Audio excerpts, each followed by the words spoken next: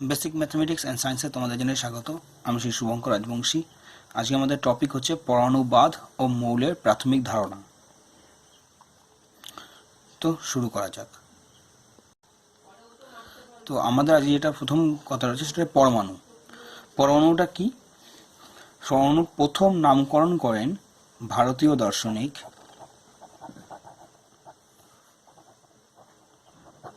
দার্শনিক কনাদ। প্রথম নামকরণ করেন ভারতীয় দার্শনিক কনাদ। তাও প্রায় কত বছর আগে? প্রায় 500 অব্দে। ওকে, অর্থাৎ খ্রিস্টপূর্বের প্রায় 500 খ্রিস্টপূর্বাব্দে। ঠিক আছে, খ্রিস্টপূর্বাব্দে মনে থাকবে। তো তখন তিনি ধারণা করেন যে সব পদার্থই অতি ক্ষুদ্র কণা দ্বারা গঠিত। কি বললাম? সব পদার্থই অতি ক্ষুদ্র কণা দ্বারা গঠিত।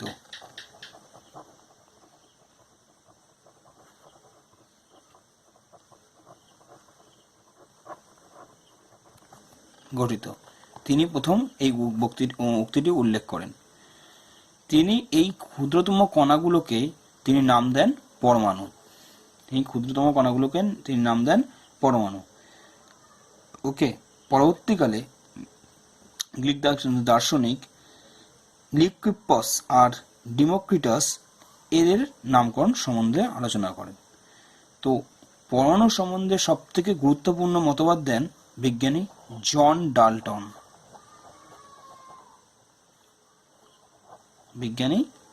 ডাল্টন। তিনি হচ্ছে পরমাণু সম্বন্ধে সব থেকে বেশি গুরুত্বপূর্ণ মতবাদ দিয়ে থাকেন। এবং তিনি ছিলেন একজন ব্রিটিশ বিজ্ঞানী। এবং তিনি এই যে মতবাদটা পরমাণু সম্বন্ধে বিভিন্ন রকম ধারণা তিনি যে দান করেন সেটা হচ্ছে 1803 খ্রিস্টাব্দে। মনে রাখার বিষয়। তিনি পরমাণু সম্বন্ধে কিছু কিছু বক্তব্য বলেন, যা তার বই পরমাণুবাদ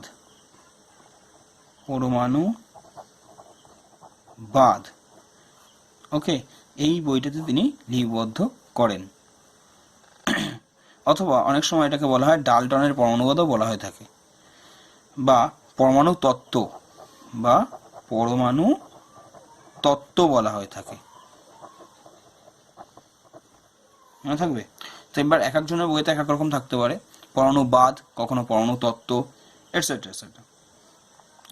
কিন্তু ডাল্টন যে বক্তব্যগুলো দিয়ে গেছিলেন পরমাণু সম্বন্ধে, সেগুলো এখনকার দিনে প্রায় বেশিরভাগগুলোই কিছু কিছু ত্রুটি ধরা পড়ে। ঠিক আছে, কিছু কিছু ক্ষেত্রে ত্রুটি ধরা পড়ে এবং কিছু কিছু জিনিস আবার শুধরে নিয়ে সেটাকে নতুনভাবে স্বীকার্য, তার পরমাণুবাদের যে বক্তব্যগুলো সেগুলোকে স্বীকার্য করা হয়। অর্থাৎ এখন ডাল্টনের পরমাণুবাদ যেটা উল্লেখ করেছিলেন তাদের মধ্যে স্বীকার্যগুলো কি কি? স্বীকার্যগুলো হচ্ছে, প্রথম কথা, যে পদার্থ অতি ক্ষুদ্র কণার সমবায়ে গঠিত। কি বললাম? যে কোনো পদার্থ সেটা মৌলিক অথবা যৌগিক, পরবর্তীকালে আসবো আমরা মৌলিক অথবা যৌগিক কি বলা হচ্ছে, অতি ক্ষুদ্র কণার সমবায়ে গঠিত। এদেরকে বলা হয় পরমাণু। ঠিক আছে, আমি পাশে ইংলিশ টার্মটা লিখে দিয়েছি অ্যাটম। এটা মনে রাখতে হবে, কারণ এটা আমাদের আরো যত উঁচু ক্লাসে উঠবে তত এই জিনিসটা, তোমরা যদি সায়েন্স নিয়ে পড়ো তো তোমাদের এই জিনিসটা খুব উল্লেখযোগ্য, এই টার্মটা। পরবর্তীকালে অ্যাটমিক স্ট্রাকচার, বিভিন্ন রকম অ্যাটম সম্বন্ধে জ্ঞান ধারণা তোমাদের লাভ করতে হবে। তো প্রথম কথা হলো মৌলিক পরমাণু বা সরল পরমাণু, যৌগিক পরমাণু কি জিনিস তিনি যে উল্লেখ করেন সেটা হচ্ছে, কি বলেন, মৌলিক পদার্থের ক্ষুদ্রতম কণাগুলিকে তিনি বলেন সরল পরমাণু। অর্থাৎ সরল পরমাণুটা এখানে হচ্ছে যৌগিক পরমাণু। ওকে, আর সরল পরমাণুটা এখানে হচ্ছে মৌলিক পরমাণু। আর যৌগিক পদার্থের কণাগুলিকে তিনি বলেন যৌগিক পরমাণু, বা যেটাকে বলে কম্পাউন্ড অ্যাটম। ঠিক আছে, যৌগিক পরমাণু। তিনি এটাকে যৌগিক পরমাণু বলে অভিহিত করেন। ওকে, নেক্সট সেকেন্ড পয়েন্ট হচ্ছে পরমাণু অবিভাজ্য। অর্থাৎ পরমাণুকে কোনো রকম ভৌত বা রাসায়নিক প্রক্রিয়া দ্বারা ভাঙা যায় না। ঠিক আছে, তিনি এটা উল্লেখ করে গেছেন। তৃতীয়ত 3 নম্বর বলছেন তিনি যে মৌলের সমস্ত পরমাণুর আকার, নেক্সট তিনি বলছেন একই মৌলের সমস্ত পরমাণুর আকার ও ধর্ম অভিন্ন। যেমন ধরো সোডিয়াম একটা পরমাণু, তা সোডিয়াম পরমাণুর মানে সোডিয়াম একটা পদার্থ। তো সোডিয়াম এই পদার্থের যাবতীয় অণুগুলো মানে পরমাণুগুলো, সেই পরমাণুগুলোর আকার ও ধর্ম একই হবে। মানে সোডিয়াম পরমাণু যত ধরনের পরমাণু হবে, অর্থাৎ সোডিয়ামের যে কোনো পরমাণুই হচ্ছে তাদের আকার ও ধর্ম একই রকম হবে, অভিন্ন। আর ঠিক এটাকেই আরেকভাবে বিকৃত করে বলা যায় যে বিভিন্ন মৌলের পরমাণুর ওজন ভিন্ন ভিন্ন হবে। অর্থাৎ বিভিন্ন মৌল, যেমন ধরো সোডিয়াম পরমাণুর আকার ধর্ম যেমন একই রকম, পটাশিয়াম পরমাণু, তো পটাশিয়াম পরমাণুর কি হবে আকার, এই পটাশিয়াম হচ্ছে কে দিয়ে চিহ্নিত করে, সোডিয়ামকে Na দিয়ে চিহ্নিত করে। তো পটাশিয়াম পরমাণুর আকার ও ধর্ম অভিন্ন হবে, মানে শুধুমাত্র পটাশিয়াম পরমাণুর ক্ষেত্রে। কিন্তু সোডিয়াম পরমাণু ও পটাশিয়াম পরমাণুর প্রত্যেকের আকার ও ধর্ম আলাদা হবে। এটাই বলছে বিভিন্ন মৌলের, এটা একটা আলাদা মৌল, এটা একটা আলাদা মৌল, ক্লিয়ার, এটা একটা আলাদা মৌল, এটা একটা আলাদা মৌল, এই দুটো মৌলের আকার ধর্ম বিভিন্ন হবে। তা নাহলে তো সেটাই সোডিয়াম এটা পটাশিয়ামের মধ্যে কোনো ডিফারেন্স থাকবে না, তাই না? তাহলে সোডিয়াম ও পটাশিয়াম পরমাণুর আকার ও ধর্ম ভিন্ন হবে, ক্লিয়ার। শুধু সোডিয়াম পটাশিয়াম বলে না, যে কোনো ভিন্ন ভিন্ন মৌল হলে তাদের আকার ও ধর্ম বিভিন্ন হবে। নেক্সট পয়েন্ট হচ্ছে বলছে রাসায়নিক সংযোজনের সময়, অর্থাৎ যে রাসায়নিক সংযোজন যেটা ওখানে বলা হচ্ছে সেটাই হচ্ছে পরবর্তীকালে রাসায়নিক বিক্রিয়া বা বলতে পারো। রাসায়নিক সংযোজনের সময় মৌলের পরমাণুগুলি সরল অনুপাতে যুক্ত হয়ে যৌগিক পরমাণু গঠন করে। এই যৌগিক পরমাণু কি আদতে, এই যৌগিক পরমাণু বর্তমানে অণু হিসেবে পরিচিত। কি বললাম? বর্তমানে অণু হিসেবে পরিচিত। তিনি তখন অণু সম্বন্ধে কোনো ধারণা দেননি বললে তিনি সেখানে যৌগিক পরমাণু কথা বললেন। তার বক্তব্য থেকে কোনো রকম অণুর ধারণা পাওয়া যায় না। এই যৌগিক পরমাণুটাই আদতে অণু। ওকে, তো যাই হোক, যেমন ওই উদাহরণ হচ্ছে carbon die oxide. Carbon die অক্সাইডের অণুতে কি থাকে? কার্বন আর অক্সিজেনের পরমাণুর সংখ্যা থাকে 1:2, অর্থাৎ দেখাই যাচ্ছে যে সরল অনুপাতে থাকে। সরল অনুপাতে থাকে। ব্যাপারটা হচ্ছে সরল অনুপাত মানে হচ্ছে পূর্ণ সংখ্যার অনুপাতে যুক্ত হয়, কোনো ভগ্নাংশ থাকবে না, কোনো পয়েন্ট থাকবে না, ফ্র্যাকশন থাকবে না, এটসেট্রা। ওকে, নেক্সট লাস্ট পয়েন্ট হচ্ছে পরমাণু সৃষ্টি করা যায় না, মানে নিজে থেকে তৈরি করা যায় না বা ধ্বংস করা যায় না। ওকে, এটা হচ্ছে তিনি বলে গেছেন। এই 5টা পয়েন্ট খুবই ইম্পর্টেন্ট। এছাড়া অনেকগুলো পয়েন্ট কিন্তু এখানে এর মধ্যে থেকে এই করলে হচ্ছে তার স্বীকার্য, যেগুলোকে বাস্তবে নেওয়া হয়েছে, স্বীকারোক্তি করা হয়েছে এগুলোকে। নেক্সট হচ্ছে এই ডাল্টনের পরমাণুবাদ থেকে পরমাণুর যে সংজ্ঞা আমরা পাই তা হলো, অর্থাৎ ডাল্টনের পরমাণুবাদ অনুসারে পরমাণুবাদের যে সংজ্ঞা আমরা পাই তা হল কোনো মৌলের যে ক্ষুদ্রতম অবিভাজ্য কণায় ওই মৌলের সব ভৌত ও রাসায়নিক ধর্ম বর্তমান থাকে, সব ভৌত ও রাসায়নিক ধর্ম বর্তমান থাকে বা বজায় থাকে, এবং যে কণা রাসায়নিক বিক্রিয়ায় অংশগ্রহণ করে এবং তাকে ওই মৌলের তাকে ওই মৌলের পরমাণু বলে। ক্লিয়ার? কি বোঝা গেল? যে যেমন ধরো সোডিয়াম, তো সোডিয়াম পরমাণুর মধ্যে যে ক্ষুদ্রতম কণা, মানে সোডিয়াম একটা পদার্থ, তাকে ভেঙে ভেঙে ভেঙে ভেঙে টুকরো টুকরো করলে যে পদার্থ পাওয়া যায়, সেই পদার্থটা ধরো অবিভাজ্য, মানে তাকে আর ভাঙা যাচ্ছে না, এবং তার ভৌত রাসায়নিক ধর্ম কি হবে? অন্যান্য ওই পদার্থে ওই অন্যান্য কণার মতো সমান হবে। তাই বলছে তার ভৌত ধর্ম রাসায়নিক ধর্ম বজায় থাকে, এবং যে কণা রাসায়নিক বিক্রিয়া অংশগ্রহণ করে, এটা খুব ইম্পর্টেন্ট, যে কণা রাসায়নিক বিক্রিয়া অংশগ্রহণ করে, ঠিক আছে, তাকে ওই মৌলের পরমাণু বলে। এবার কথাটা হচ্ছে প্রকৃতপক্ষে পরমাণু সংখ্যা কিন্তু এটা নয়, এটা কি ডাল্টনের পরমাণুবাদ অনুসারে এটা পরমাণু সংখ্যা পাওয়া যায়, দেওয়া হয়েছে, প্রকৃতপক্ষে পরমাণু সংখ্যা আলাদা। তো যাই হোক, সেটা আমরা পরে আলোচনা করব। তো এর মধ্যে এবার কি কি আমাদের গুরুত্বপূর্ণ বা কি কি ইম্পর্টেন্স সেটা আমরা আলোচনা করি। আচ্ছা, সর্বপ্রথম আমরা বলি ডাল্টন যে পরমাণুবাদ সম্বন্ধে আলোচনা করেছেন তার কিছু কিছু ত্রুটি, ত্রুটিগুলো সর্বপ্রথম আমরা উল্লেখ করব। প্রথম ত্রুটি হচ্ছে, তিনি প্রথমে যেটা উল্লেখ করেন সেটা হচ্ছে যৌগিক পরমাণু। যৌগিক পরমাণু, আমি কথাটা হচ্ছে যৌগিক পরমাণু সম্বন্ধে, যৌগিক পরমাণু আর মৌলিক পরমাণু এই দুটো নিয়ে অনেক বেশি বিস্তর বিভ্রান্তি সৃষ্টি হয়। ব্যাপারটা হচ্ছে যৌগিক পরমাণু বলে পরবর্তীকালে দেখা যায় যে কোনো পরমাণু হয়ই। আদতে যৌগিক পরমাণু যেটা, সেটাই হচ্ছে আদতে অণু। কি বললাম? যৌগিক পরমাণুটাই আদতে হচ্ছে অণু। ক্লিয়ার? এই অণু কথাটি সর্বপ্রথম কে করেন, আলোচনা করেন, সেটা হচ্ছে বিজ্ঞানী অ্যাভোগাড্রো। কি? বিজ্ঞানী অ্যাভোগাড্রো। ঠিক আছে, তিনি প্রথম এই অণু সম্বন্ধে আলোচনা করেন। ফলে কি, আর তিনি যে ডাল্টন যে যৌগিক পরমাণুর কথা উল্লেখ করেছিলেন তা আদতে যে অণু, সেটা তিনি আরো ভালো করে ক্লিয়ার করে বললেন, তার পরীক্ষার মাধ্যমে তিনি পরিষ্কার বুঝিয়ে দেন। নেক্সট, তারপর এটা হচ্ছে এই আদতে যৌগিক পরমাণু যেটা হচ্ছে, যৌগিক পদার্থের ক্ষুদ্রতম কণা আদতে কি? অণু। ওকে, আর মৌলিক পদার্থের ক্ষুদ্রতম কণা আদতে পরমাণু। ঠিক আছে, এবার মৌলিক পদার্থের মধ্যেও অণু পাওয়া যায়, যেমন মৌলিক অণু, যেমন যেমন যেমন সোডিয়াম বা নাইট্রোজেন। সাপোজ নাইট্রোজেন, তো নাইট্রোজেনের দুটো নাইট্রোজেন পরমাণু মিলে এক নাইট্রোজেন অণু গঠিত হয়। ওকে, আর শুধু নাইট্রোজেন শুধু এন হচ্ছে পরমাণু, আর এইটা হচ্ছে অণু। তাহলে অণু আর পরমাণুর মধ্যে ডিফারেন্স ক্লিয়ার হয়েছে। এটা হচ্ছে পরমাণু।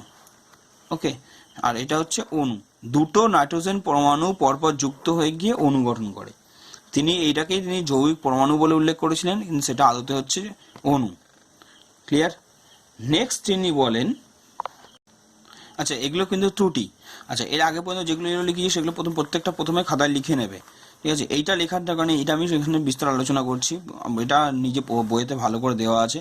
এটা আমি জাস্ট ত্রুটিগুলি আরো ভালো করে ক্লিয়ার করে বলে দিচ্ছি, কিন্তু এটা লিখলে হবে না পরীক্ষার সময়। জাস্ট আমি এটা বুঝিয়ে দিচ্ছি যে কোনটা কোনটা ত্রুটিগুলো আছে। এর আগে পর্যন্ত যে পরমাণুর সংজ্ঞাগুলো এটা দেওয়া আছে সেগুলো কিন্তু তোমরা এখান থেকে লিখে নিতে পারো। ওকে, সেই 2 নম্বরে যেটা দেওয়া আছে সেটা হচ্ছে পরমাণুর অবিভাজ্য।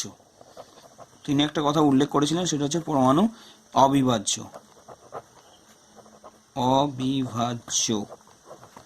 ঠিক আছে, আমি এখানে সংজ্ঞাতেও উল্লেখ দেখিয়ে দিই, সেটা হচ্ছে এই ক্ষুদ্রতম অবিভাজ্য কণা, এটা তিনি উল্লেখ করেছিলেন।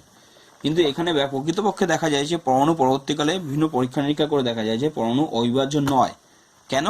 কেন নয়? কারণ পরমাণু ভেঙে গিয়েই পাওয়া যায় কি? ইলেকট্রন।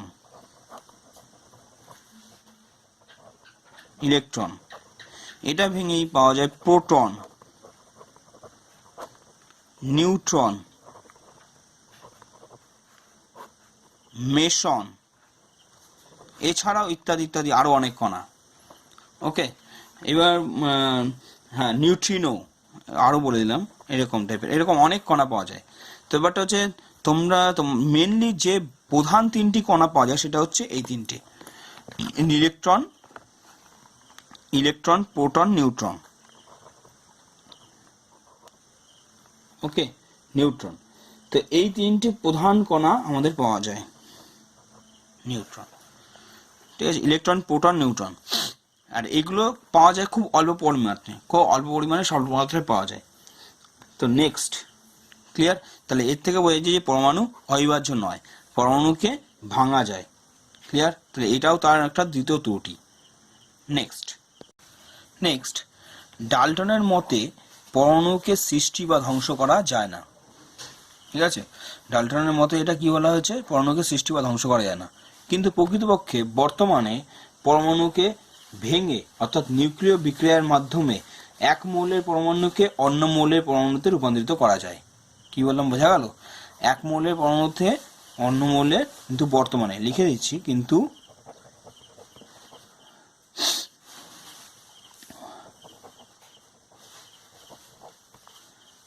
এক নিউক্লিয় বিক্রিয়ার মাধ্যমে, অবশ্যই মনে রাখতে হবে, নিউক্লিয় বিক্রিয়ার মাধ্যমে।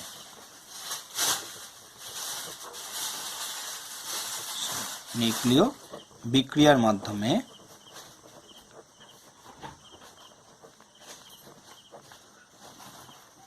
এক মৌলের পরমাণুকে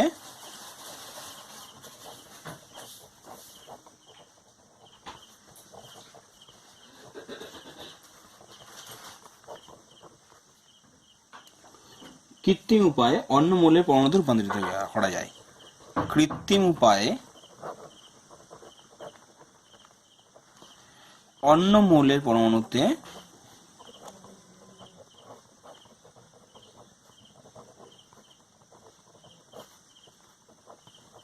রূপান্তরিত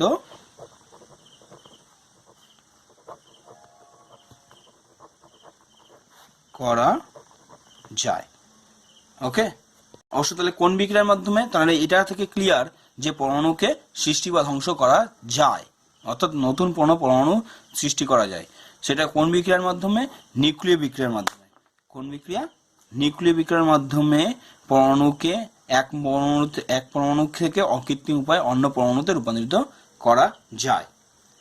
নেক্সট, ফোর্থ পয়েন্ট, এটা খুব গুরুত্বপূর্ণ পয়েন্ট। সেটা হচ্ছে একই মৌলের পরমাণুর ওজন ও ধর্ম একই হয়। কি বললাম? একই মৌলের পরমাণুর ওজন ও ধর্ম একই হয়। এইটাও ঠিক নয়। এগুলো কি করে? হ্যাঁ, কারণ তখন ডাল্টন যখন এই বক্তব্যগুলো লিখছিলেন, মানে এই বক্তব্যগুলো যখন তিনি গবেষণা করেন, তখন আইসোটোপ আবিষ্কার হয়নি। কি বললাম, বোঝা গেল? তখন আইসোটোপ সম্বন্ধে কোনো ধারণা ছিল না। কি আইসোটোপ? মনে রাখতে হবে, আইসোটোপ বা আইসোবার, ঠিক আছে, ইত্যাদি সম্বন্ধে কোনো ধারণা ছিল না। ঠিক আছে, আইসোটোপ কি জিনিস সেটা হচ্ছে পরবর্তীকালে আমরা জানবো, যে একই মৌলের বিভিন্ন বিভিন্ন ধরনের পদার্থ থাকতেই পারে, যাদের কি একই মৌলের বিভিন্ন পরমাণুর ওজন ও ধর্ম আলাদা হতেই পারে। কি বললাম? একই মৌলের বিভিন্ন পরমাণুর ওজন ও ধর্ম একই নয়, হতেই পারে আলাদা। যেমন এক্সাম্পল আমি বলে দিচ্ছি, হাইড্রোজেন। তো আমরা হাইড্রোজেনে যেটা আমরা ব্যবহার করি 1 হাইড্রোজেনেরই আবার দেখা যায় 2 হাইড্রোজেনেরই পাওয়া যায় 3 অর্থাৎ এই তিনটে হচ্ছে হাইড্রোজেনের আইসোটোপ। এই তিনটে হচ্ছে হাইড্রোজেন পরমাণুর কি আইসোটোপ। ঠিক আছে, মনে রাখতে হবে। এইখানে কি আছে? এখানে হাইড্রোজেনের পরমাণু ক্রমাঙ্ক অর্থাৎ প্রোটন সংখ্যা 1, কিন্তু নিউট্রন সংখ্যা নেই, তাই জন্য ভর সংখ্যাও 1। উপরে এটা থাকে সেটা হচ্ছে ভর সংখ্যা, আর নিচে এটা থাকে সেটা হচ্ছে নিউট্রন সংখ্যা, এই প্রোটন সংখ্যা। তো যাই হোক, এটা তোমরা আগেও আলোচনা পড়েছো হয়তো। তো যাই হোক, আমরা আবার একটু ডিসকাস করে দিই। সেটা হচ্ছে প্রোটন সংখ্যা, এখানে পরে যেটা পরবর্তী এটা আছে সেটা হচ্ছে এই হাইড্রোজেনের পরমাণুতে দেখা যাচ্ছে যে প্রোটন সংখ্যা 1 কিন্তু ভর সংখ্যা 2, অর্থাৎ এখানে একটা নিউট্রন আছে। ওকে, সিমিলারলি তারপরটা এটা আছে, সেটা হচ্ছে প্রথম প্রোটন সংখ্যা 1 কিন্তু ভর সংখ্যা 3, অর্থাৎ এখানে নিউট্রন কটা আছে? 2। বোঝা গেল? Neutron plus proton is equal to ভর সংখ্যা, মনে রাখতে হবে। তাহলে এখানে 2 প্লাস এখানে 1 প্লাস 2 ওখানে মিলে হয়েছে 3, তার মানে নিউট্রন সংখ্যা 2। ক্লিয়ার? আচ্ছা, এত পর্যন্ত ক্লিয়ার? তো আমরা কি জানলাম? একই মৌলের ওজন ও ধর্ম আলাদা হতে পারে। ঠিক আছে, আবার আরেকটা এর সঙ্গে আরেকটা বক্তব্য বলেছিল, সেটা হচ্ছে ভিন্ন মৌলের ওজন ও ধর্ম ভিন্ন হবে, যেটা আমি আগে আলোচনা করলাম। ঠিক আছে, সোডিয়াম পটাশিয়াম দিয়ে, মনে করে দেখো, খেয়াল করো, সোডিয়াম পটাশিয়াম দিয়ে উদাহরণ নিতে। তো ভিন্ন মৌলের পরমাণুর ওজন ও ভর ভিন্ন হবে, এটা আমরা বলেছিলাম। ধর্ম ও ভর মানে ওজন ভিন্ন হবে, কিন্তু এখানে দেখা যায় আইসোটোন বা আইসোবার আবিষ্কার করার ফলে তাদের ওজন 1। যেমন এক্সাম্পল আইসোবার, এখানে উল্লেখ করে দেখি,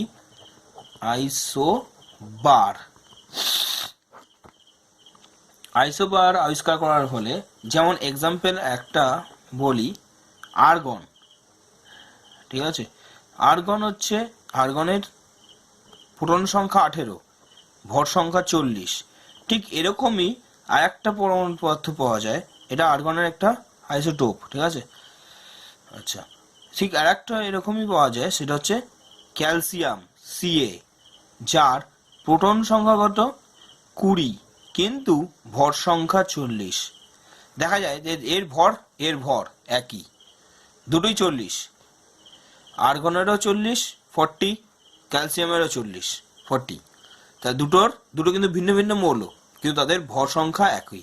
তাহলে আমরা যেটা জেনেছিলাম, যেটা ডাল্টনের পরমাণুবাদ অনুযায়ী, যে ভিন্ন মৌলের পরমাণুর ওজন ও ধর্ম ভিন্ন হয়, কিন্তু এখানে দেখা যাচ্ছে ভিন্ন মৌলের পরমাণুর ওজন কি এক, ঠিক আছে।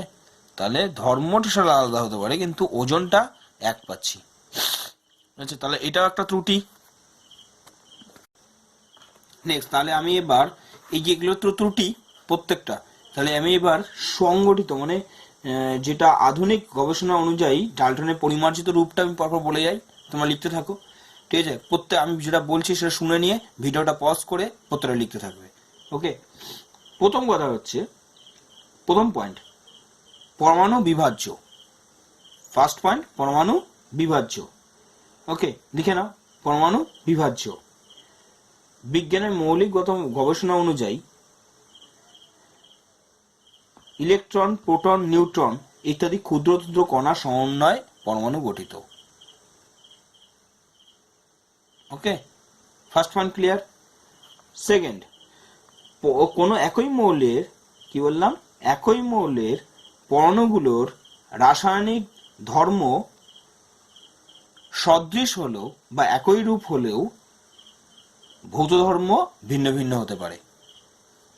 ভৌত ধর্ম ভিন্ন ভিন্ন, ভৌত ধর্ম ও ওজন ভিন্ন ভিন্ন হতে পারে। নেক্সট, বিভিন্ন মৌলের পরমাণুর ধর্ম ভিন্ন হলেও ওজন সমান হতে পারে। ভিন্ন মৌলের পরমাণুর ধর্ম ভিন্ন হলেও ওজন সমান হতে পারে, দেখো এই কারণে এইটার জন্য, ঠিক আছে। আচ্ছা, আর আগেরটা এটা বললাম, সেটা হচ্ছে একই মৌলের পরমাণু রাসায়নিক ধর্ম একই রকম হলে তাদের ভৌত ধর্ম ভিন্ন হবে। তার কারণ হচ্ছে, দেখতে পাচ্ছ, একই রকম তাদের রাসায়নিক ধর্ম এক হবে, কারণ প্রোটন সংখ্যাগুলো এক, কিন্তু ভৌত ধর্ম আলাদা। তাদের কারণ ভর সংখ্যা ও নিউট্রন সংখ্যা আলাদা, এই জন্য তাদের ভৌত ধর্ম আলাদা হতে পারে, ঠিক আছে। আর এটার ক্ষেত্রে ভিন্ন মৌলের পরমাণুগুলোর ওজন সমান হতে পারে, ঠিক আছে। তো নেক্সট, 4 নম্বর পয়েন্ট, যৌগ গঠনের সময় মৌলের পরমাণুগুলো সরল সমানুপাতে যুক্ত নাও হতে পারে।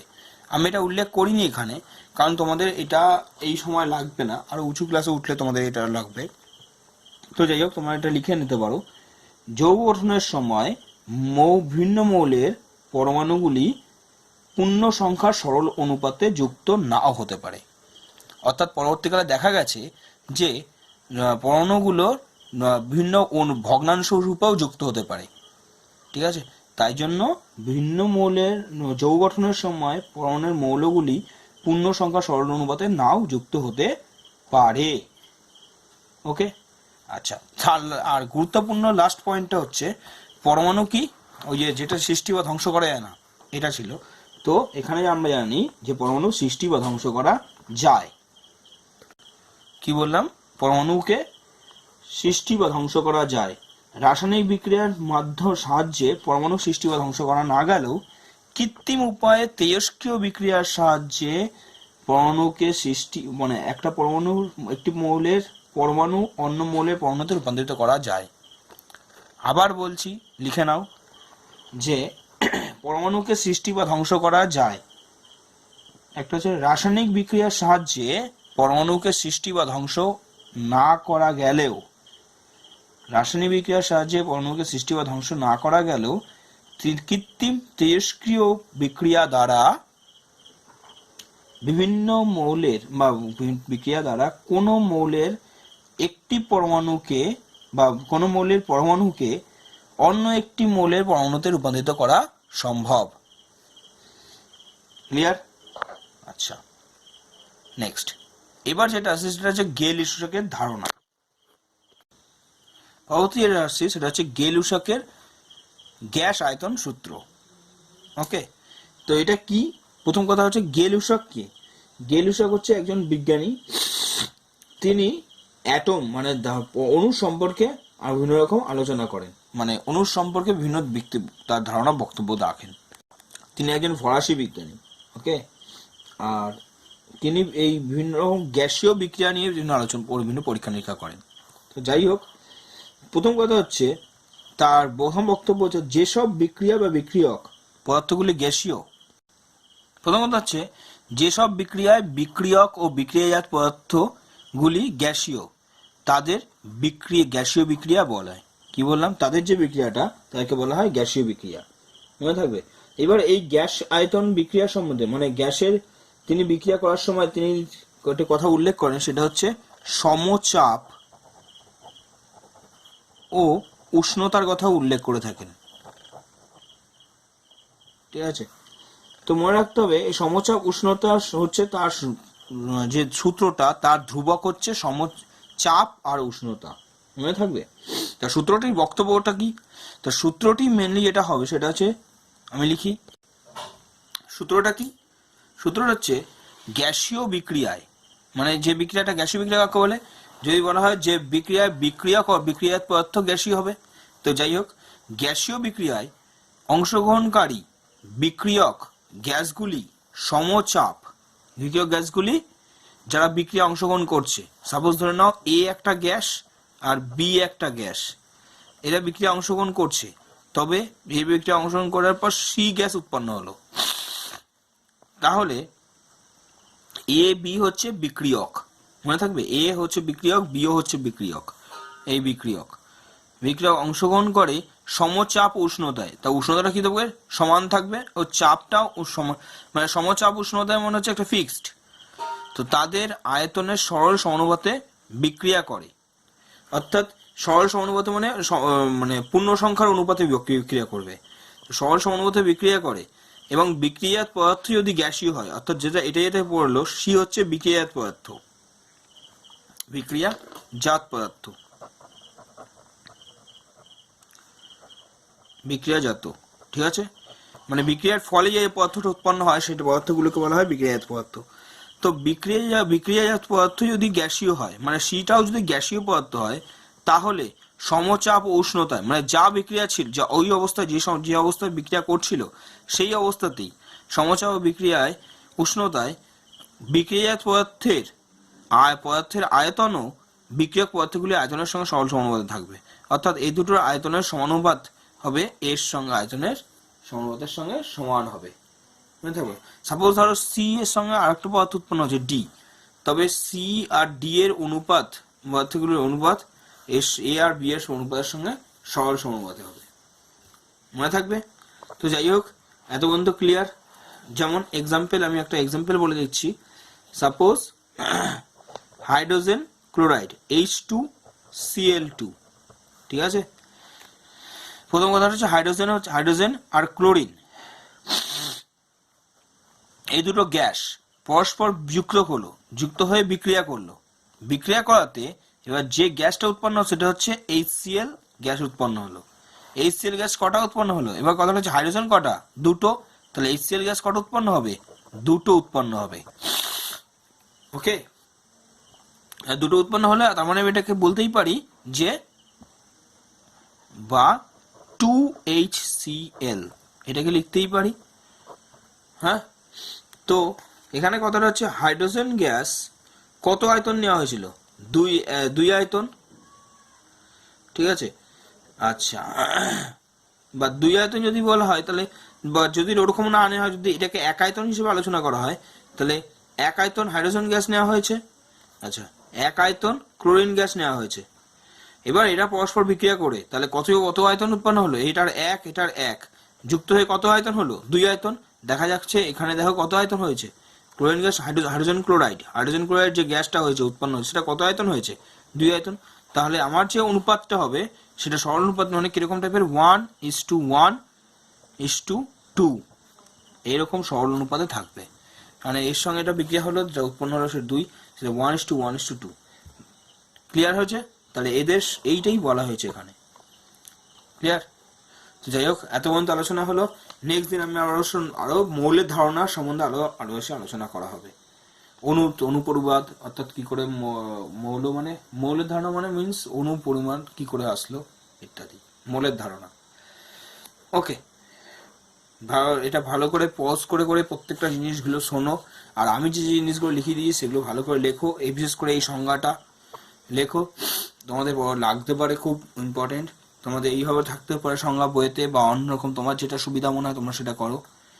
ওকে, ঠিক আছে, ভালো লাগলে অবশ্যই লাইক করো, আর যারা নতুন আছে তারা সাবস্ক্রাইব করে দিও।